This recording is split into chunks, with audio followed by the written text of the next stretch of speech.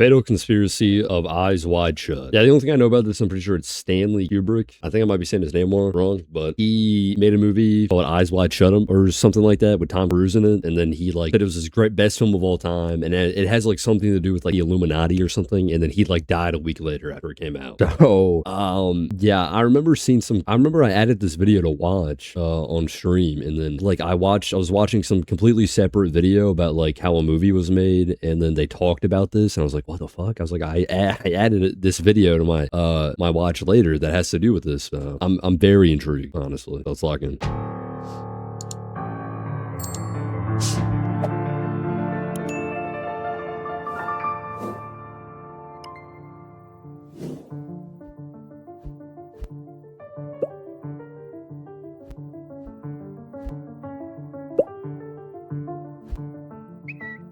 Eyes Wide Shut is a movie shrouded in mystery, a film frequently discussed due to its subject matter as well as the fatal allegations surrounding its release. As the world is consumed by a never-ending scandal, We got the big Epstein and his best friend. It's right there, holy shit. Eyes Wide Shut continues to draw more attention, whether that's for the film's explicit and graphic nature or potential clues into the death of the man who made it. Despite being one of the most highly regarded directors in Hollywood, some argue that even Stanley Kubrick learned the fatal lesson of what happens when you attempt to expose what goes on behind the curtain. I mean, I am assuming that like he could have just been old. I like this conspiracy theories like, yeah, it is a little like he made a movie about like the Illuminati and like the insides of like rich people. I'm assuming the movie has something to do within those standards, and then he just dies. I don't know. I don't know. This is Eyes Wide Shut, the movie that killed Kubrick.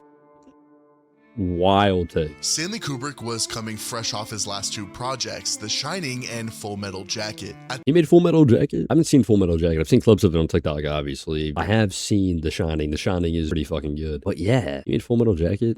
Full Metal Jacket, that is pretty good. At the peak of his career, Kubrick unknowingly began working on his final film, Eyes Wide Shut. Released in 1999, the film is, in typical Kubrick fashion, an adaptation, this time of Dream Story, originally published in 1926.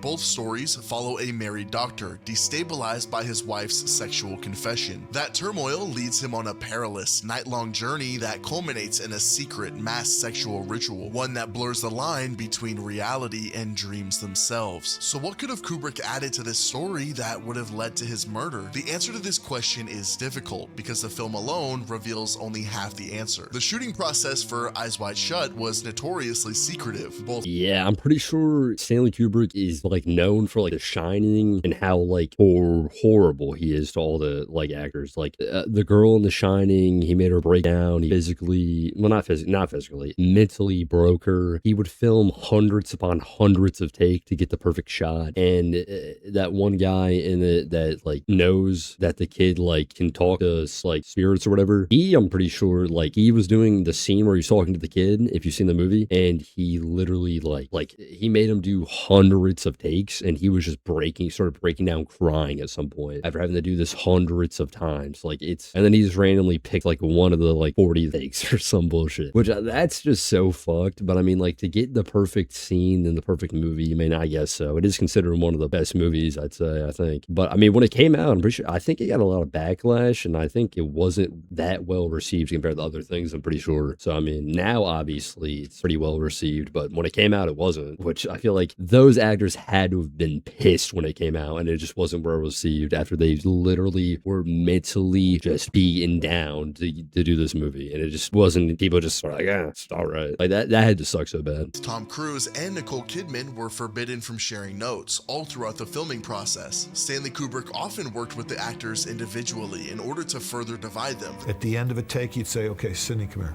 I'd come and I'd sit down. But he wouldn't say anything to Tom, and he would go through it with me. Or, okay, Tom, come here. The movie was also subjected to multiple rewrites and reshoots. And we worked on the scene, and Stanley rewrote it and then worked on it a little bit more and rewrote it again. And constantly updating what the story would be and what it would look like. It would depend. He'd look at the staging, but he'd first work on let's get the scene right, and he would rewrite every single day. He rewrote.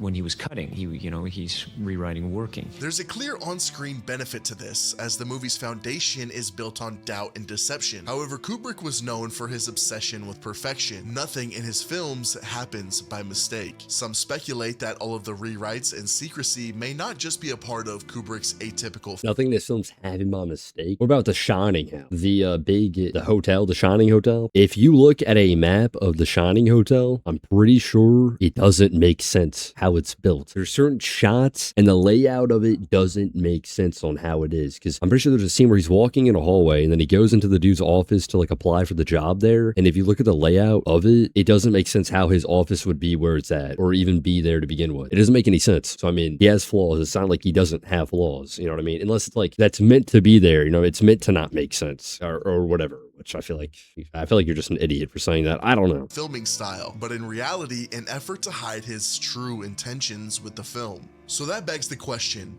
why this film? The conspiracy surrounding Eyes Wide Shut is difficult to pin down to any single element. Many point to the vulgar displays of orgiastic ritual, but maybe I gotta watch this film, you know. This type of graphic imagery was nothing new to Hollywood. This theory becomes clearer when we look deeper at why Kubrick chose this story, this setting, and these characters. The film follows Dr. Bill Harford, a successful New York physician living alongside his wife Alice and their daughter. We meet these two characters as they enter the house of Victor Ziegler, a wealthy Manhattan businessman who is fond of Dr. Harford and his medical practice. Despite all of his success and ever-growing societal status, Dr. Harford was unable to escape the perils of marital strife. On an otherwise ordinary night, Alice reveals that despite her picture-perfect life, comfort has left her unsatisfied. She recounts a moment when she was willing to throw everything away for a chance to spend the night with a naval officer she encountered while on vacation. This confession by Alice ignites a series of religious and spiritual themes that form the foundation of the film's deeper meaning. Religion, and a more specifically traditionally Christian belief, permeates throughout the film and almost becomes a character within itself. The Christmas party celebrating the nativity of Christ that opens up the film signifies beginnings, a symbolic rebirth into a new world for Dr. Harford. Now, Alice finds herself in confession, spurred by resentment due to her husband's indifference.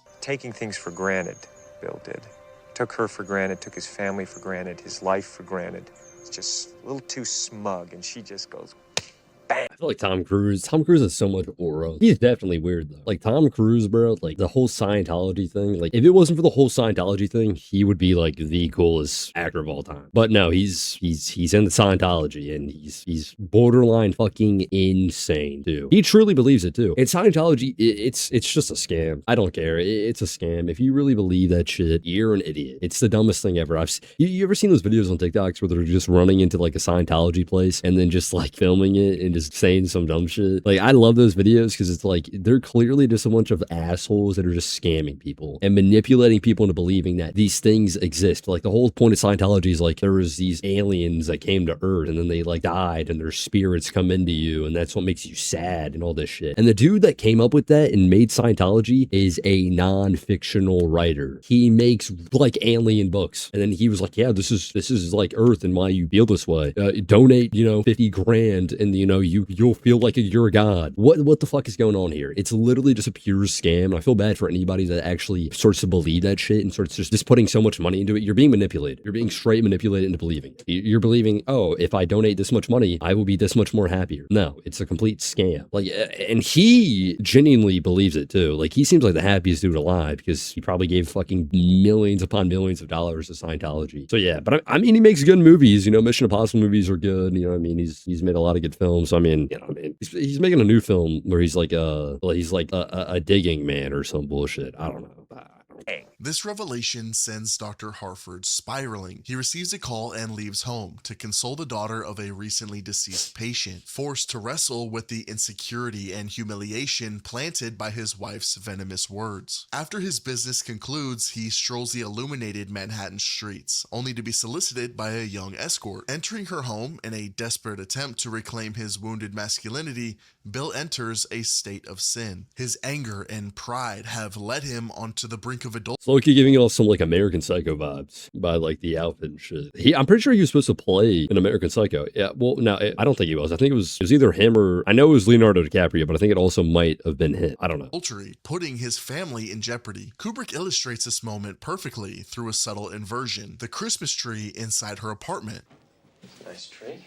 This detail stands out because of its cold, distorted presentation, a perversion of a sacred symbol. Eyes Wide Shut uses inversion and perversion as a primary motif. On one side, you have a joyful, festive world full of people going on about their lives, but on the other, you have a dark underbelly of abuse, scandal, and pure evil. Just as Bill's encounter with the escort is an inversion of love, so too is the imagery surrounding it. Bill is unable to follow through with the escort's services and departs her house. Dr. Harford's character is so compelling because throughout the film, he never becomes consumed by evil despite capitulating multiple times. Just like you and I, he's imperfect. He's the perfect canvas for reflection. And to ask yourself, what would you do in this situation? Desperate to avoid returning home, Bill reunites with Nick Nightingale, a pianist and longtime friend. During their discussion, Nick receives a phone call, formally inviting him to a super mysterious, ultra-exclusive gathering. Dr. Harford is completely enamored by this and demands information that would grant him the same access. After some hesitancy, Nick finally complies. One taxi ride later, Bill arrives at the gates of the Somerton mansion. He approaches the entrance and speaks the password. Fidelio. Yeah, bro. He looks so jolly as shit too, bro. Like, yeah, I'm gonna tell, like, you pull up to a mansion, you just got two dudes in fucking trench coats, just like, what's the password? Like, fuck no, bro. Absolutely fucking not. Thank you, sir. Escorted inside, Bill steps through massive oak doors into a grand estate. All the guests are being guided by well-groomed hosts as Bill ventures deeper. He eventually reaches the mansion's central hall, a vast, tiered space that reveals the true scale of the mansion. Inside the main hall, Dr. Harford uncovers what could only be a secret mass ritual in progress. While this sequence originates from the novel itself, Kubrick's adaptation transforms it entirely. Kubrick's version feels ancient, rigid, ceremonial. This ritual is overseen by a patriarchal figure surrounded by cloaked women. Every movement is deliberate and rehearsed. This ritual has clearly been performed hundreds, if not thousands, of times before. Gregorian-style chants echo through the hall. Incense fills the air. Dr. Harford's night of temptation and sin has finally reached hell. The audience gazes in silence, each member awaiting the ceremony to truly begin. Like the party at the beginning of the film, Alice's confessions and the escort's decorations, this ritual is a desecration of a Christian mass, an intentional distortion of worship itself. One by one, the women begin to undress and lead their desired partner deep into the mansion. Dr. Harford is among those chosen. However, the woman who pursues him instantly notices that he's an outsider and provides a stark warning. You've got to get away before it's too late. I'm dipping. Well, actually, naked woman leading me somewhere, warning me to get away. It's leaning towards I'm a dip, but it's also leaning towards shit, I'm gonna stay. I don't know.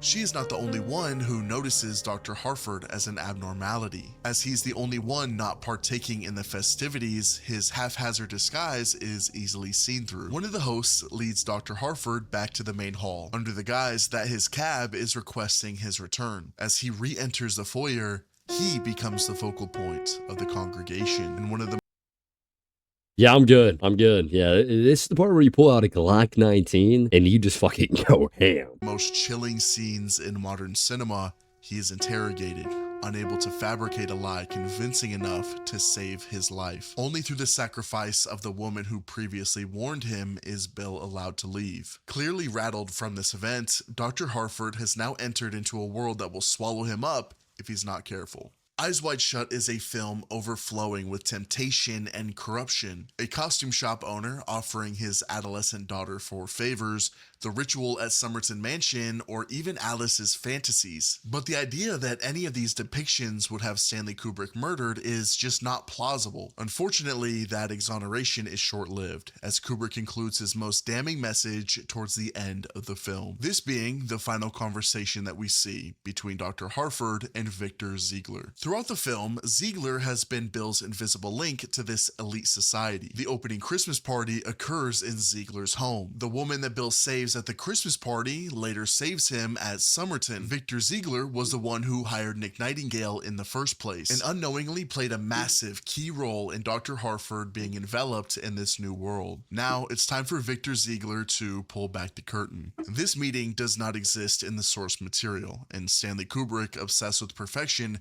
would not add such a scene lightly. Many believe this conversation is why Stanley Kubrick was potentially murdered.